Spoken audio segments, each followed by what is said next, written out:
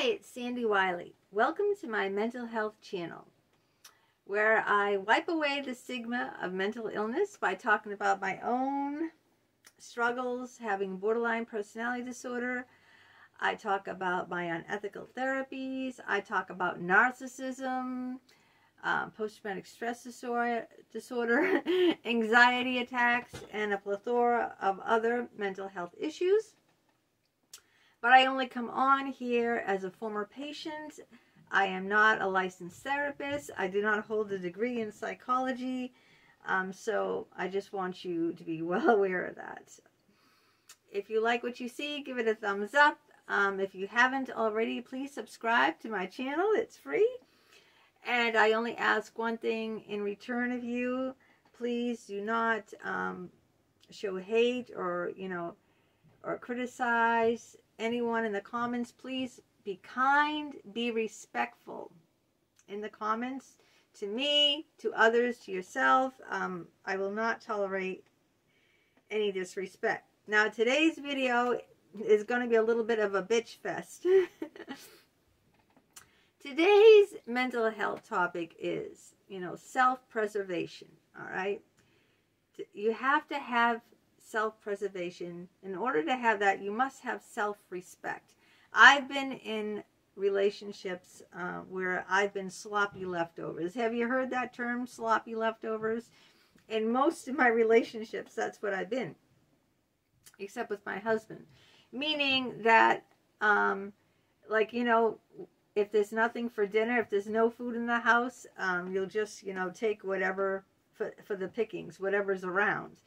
And I've had this with girlfriends. People think sloppy relationships are, only in romantic relationships. No, they're not.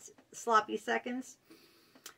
Now, my bestie, Holly, my former bestie, I haven't talked to her since before COVID. She's a perfect example. I was friends with her for 12 years. 12, okay? That saying that if a friendship lasts for 7 years, it'll last forever is bull crap, okay? Because this relationship lasted 12 years and it ended. And it didn't end, very well. For 12 years, we were going to go to the beach, okay?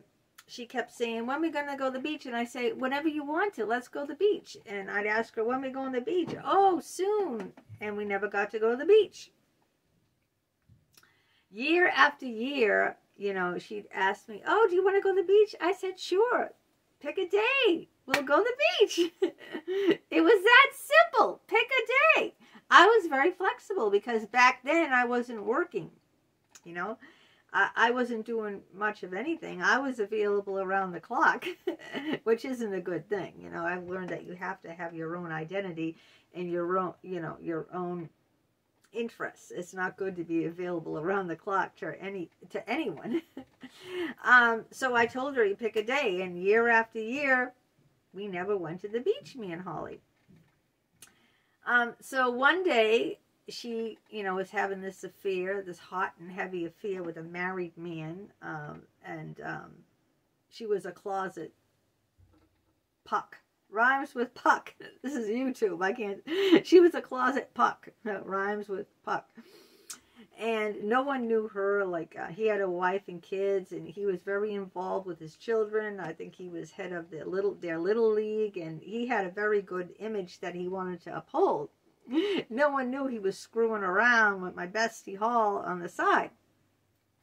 So, she only made time for me when, Dave wasn't around.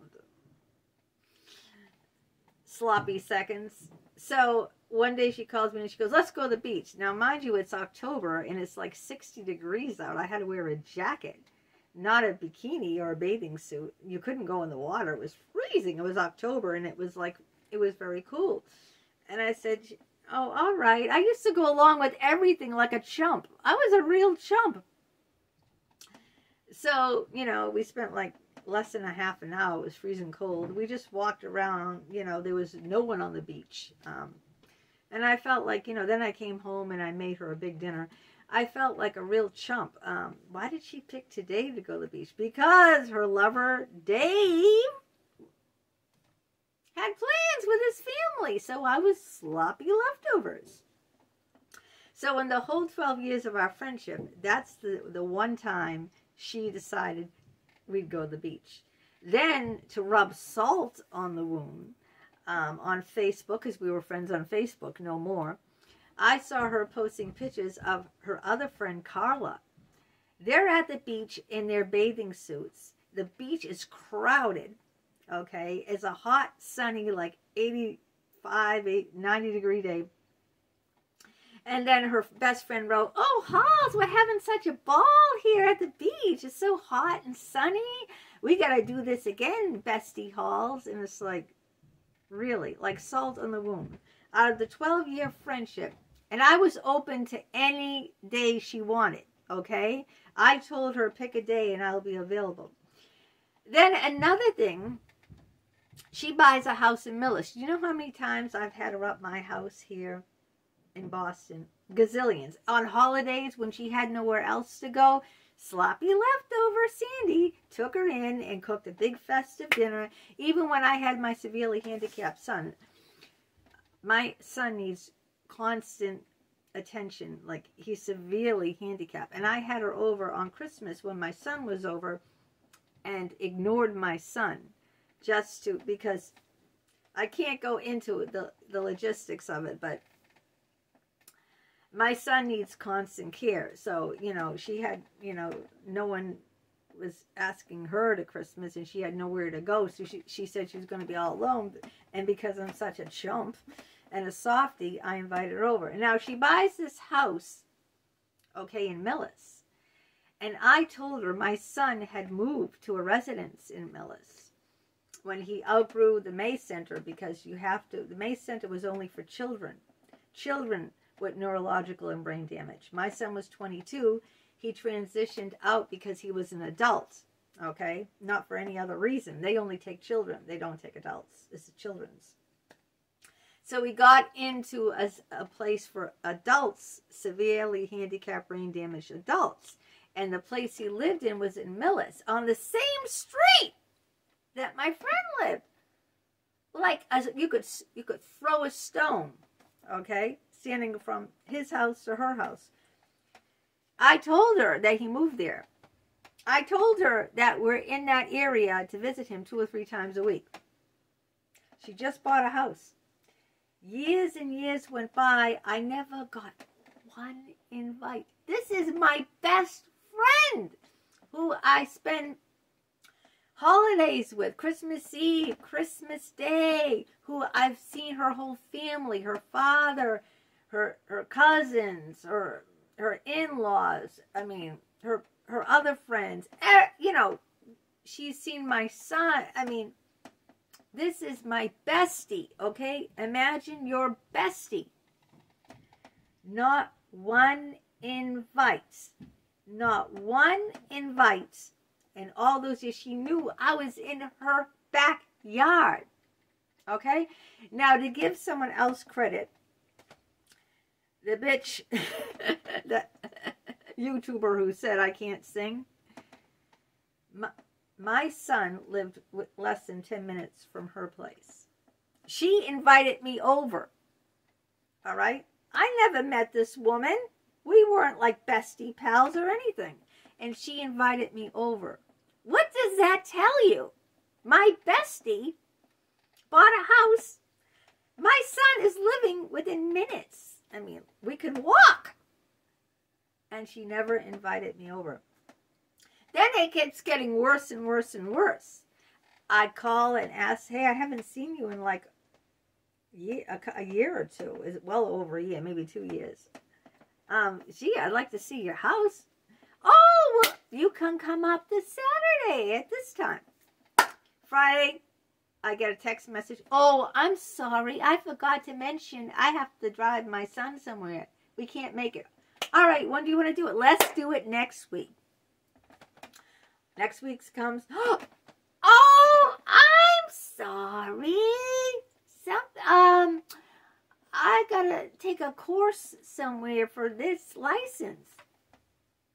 Okay, fine. Let's do it the following week. Can you guess what happened the following week? Hello? I can't do it today. Something suddenly came up. So, I was really, I mean, that was it, you know. After that, it was it. I totally blocked, deleted, and I find that I just did not respect myself in these relationships. That's just an example, all right? That's a perfect prime example of sloppy seconds. It's not just in romantic relationships. It could be with anyone. Your parent, your siblings, your children, your adult children, your friends, platonic friends. It does not have to be, you know, you can't, you know, have, you just can't function or have any self-preservation, you know, if you're going to be a doormat for someone. And to rebuild your life, to start rebuilding my life, I needed to delete people, get rid of people, and therapists included. The therapist who sexually abused me, the therapist who supported the therapist who sexually abused me. I had to get rid of these people because I couldn't respect myself. And it was just horrible. I'm better than sloppy seconds. Don't ever be the main course in someone's life, all right? Never settle for sloppy seconds. Don't have yourself be sloppy. You'll never have any self-respect for yourself. And this is the whole point of doing this video. For better mental health, we have to, you know, respect. We have to put up boundaries. We have to have respect for ourselves. We cannot tolerate that. I tolerated that kind of behavior for too long in too many relationships. So now, when I see any kind of that behavior from anyone, I just, you know what I do? It's done.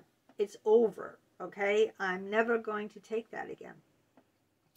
And this is how, you know, physical and mental health kind of like are, you know, tied up in one package, all right? It's not just eating well for myself, cutting back on the alcohol, exercising, doing things I feel passionate about, engaging in myself, but it's also having self-respect for myself.